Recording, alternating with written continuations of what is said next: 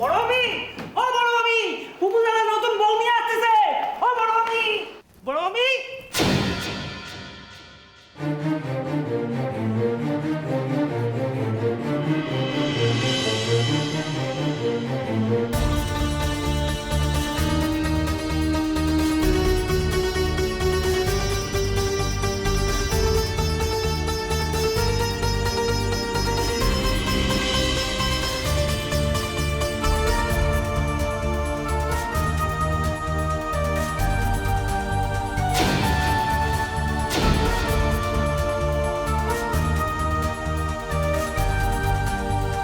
প্রফুল, এই বউকে তো আমি বাড়িতে তুলব না।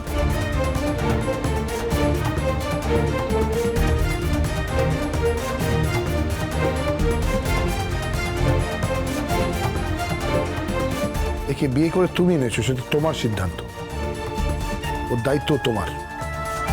উনি এখানে থাকবেন না বাবা, চলে যাবেন। পুপুল মিথ্যে কথা বলছে কিন্তু। এটা বলে এ বাড়িতে ঢুকতে চাইছে।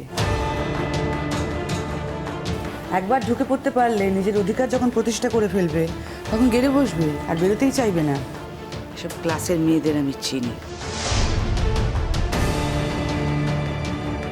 এই বউ আমি ঘরে তুলব না। মা, ভাই যখন বউকে বাড়িতে নিয়ে চলেই এসেছে তখন বউ কি রাস্তায় দাঁড়িয়ে থাকবে? সেটা আমার দেখার দায়িত্ব না তো, একদমই না। কেন এনেছো ওকে? হ্যাঁ, আমি তো বারণ করেছিলাম। হ্যাঁ, তোমার হয়তো নিজের জীবন বিসর্জন দেওয়ার শখ হয়েছে, কিন্তু আমার বাড়ির মান মর্যাদা বিসর্জন দেওয়ার কোনো অধিকার তোমার নেই। তোমার কি মনে হয় এই মেয়েকে তুমি খুব সহজে নিজের গা ঝাড়া দিয়ে ফেলে দিতে পারবে? কোনোদিন হবে না। এই ধরনের মেয়েরা ছেলে ফাঁসাতে জানে। যেই দেখেছে বিয়ের দিন ওর বোন পালিয়েছে, সেজে গুজে নিজের বোনের জায়গা নিয়ে নিল। কেন? সত্যি, যেমন মেয়ে তেমন তার পরিবার। আমরা কখনো পারতাম বলো এরকম একটা মেয়েকে কারোর গলায় ঝুলিয়ে দিতে? ও কাকিমা ভেবেছে আসলে যে মেয়েটাকে রাখতে গেলে খাওয়াতে হবে, পড়াতে হবে, তার থেকে থাক না আমাদের গলায় গেঁথে দিক, তাই না? আচ্ছা বাবুল, একটা কথা বলো তো, এই মেয়েকে পাশে নিয়ে তুমি বেরোতে পারবে? লোকে কি বলবে তোমায়?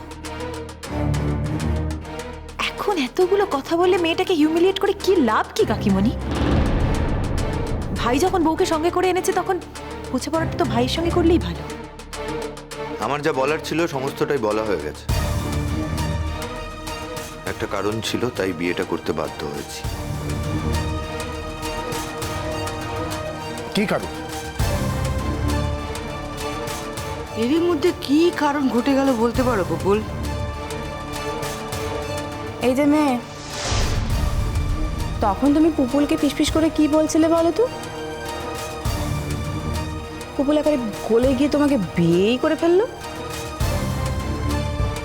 বলি ও ননদিনী, যত ভাবি যে তোমাদের সঙ্গে মুখ লাগাবো নিকো, ততই তুমি এমন ধারে কথা বলো যে মুখখানা লাগাতে আমি বাধ্য হই।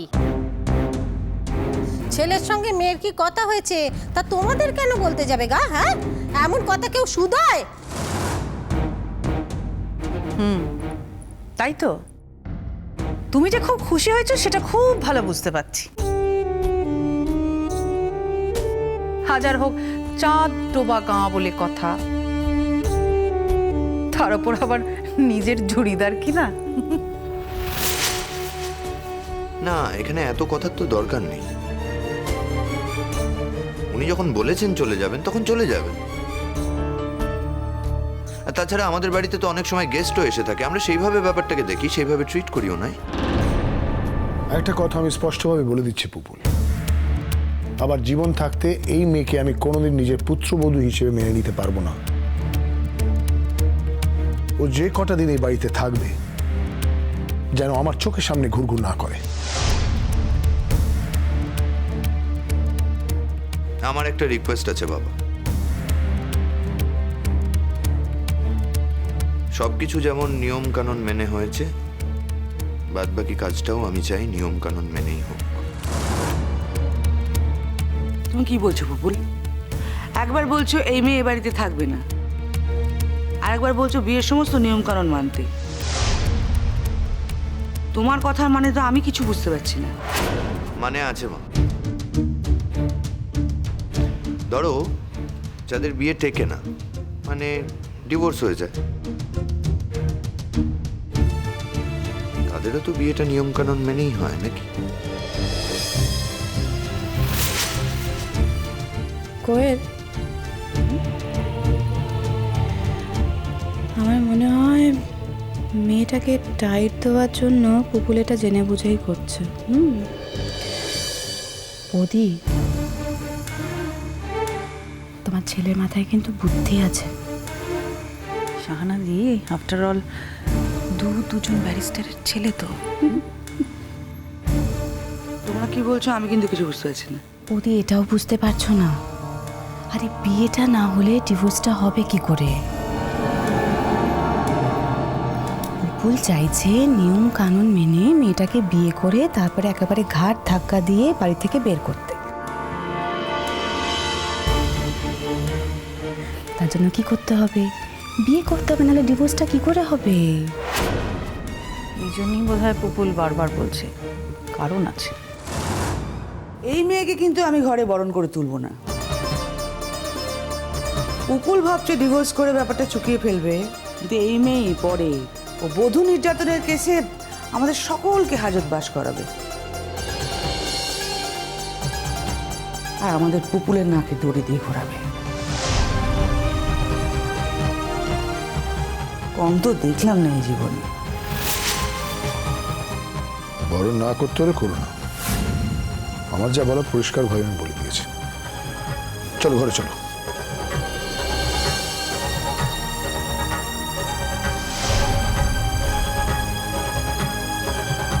মামুনি, উনি রাতে কোথায় থাকবেন একটু বলে দিও।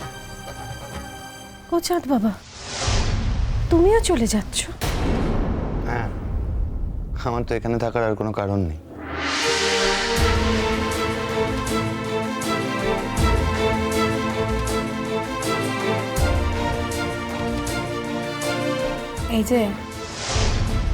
এই যে শ্বশুরবাড়ির লোকজন অপমান করে যাচ্ছে, খুব ভাল লাগছে। আরে বাবা, তোমার যদি কিছু টাকার দরকার হয়ে থাকে তাহলে তো চেয়ে নিতে পারতে। এইভাবে এরকম একটা ভালো ছেলেকে ফাঁসিয়ে দিতে হয় বলো তো? এই ছেলে তোমার সঙ্গে ঘর করবে ভেবেছো নাকি? না না। দেখো, তুমি যদি এখান থেকে নড়বে না এটা ঠিক করে থাকো তাহলে কিন্তু খুব ভুল করবে। পুপুল তার মতো করে ঠিক তার জীবনটা গুছিয়ে নেবে, বুঝেছো?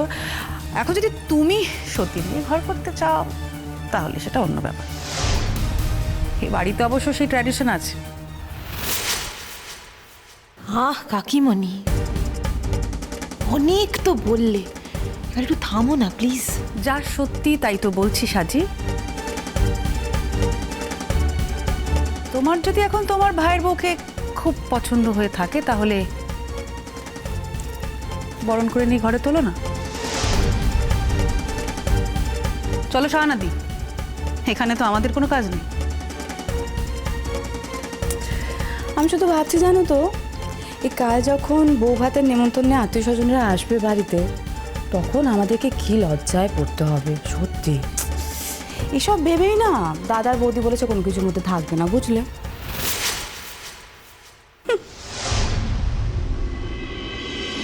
ওই দেখি, নিজের শাওরি তো বরণ করতে এলুই নি, স্বামী তো মুখ ফিরিয়ে চলে গেল। আর কেনই বা করবে না বলো দেখিনি? হ্যাঁ, দেখে তো বুঝতেই পারছি যে বয়সের কোনো গাছ পাথর নেই কো। তারপরে রূপের ছিঁড়িও তেমন। ঘরের মধ্যে যখন এই পড়েছে তখন আশা হোক।